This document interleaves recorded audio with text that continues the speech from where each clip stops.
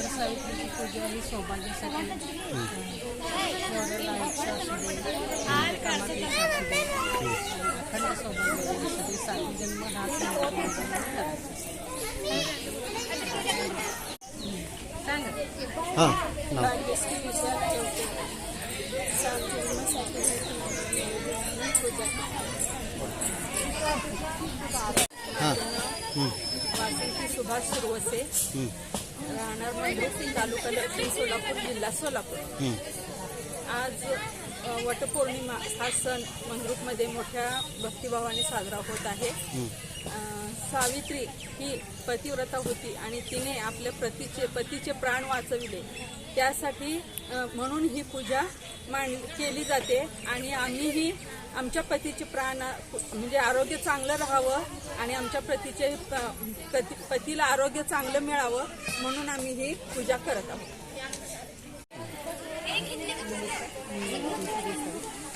मंद्रुप इथे पूजा चालू आहे. आज वटपौर्णिमा सर्व ज्या सुवासिनी भगिनी आहेत त्या सर्वजण इथे पूजेला आलेले आहेत.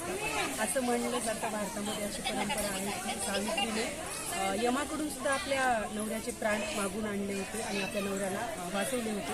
म्हणून 7 जन्म हाच नवरा मिळो अशी मान्यता आहे आणि आपल्या पतीचे जे आहे संरक्षण करण्यासाठी किंवा सगळ्या संकटापासून दूर करण्यासाठी प्रत्येकजण ही पूजा करत असतो.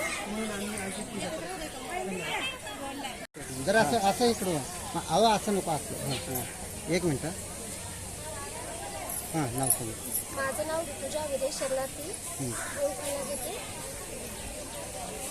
सासरा माझा महादेव, सासू माझी पार्वती, दीर माझा गणपती, विदेश माझे पती, मी त्यांची सौभाग्य होती.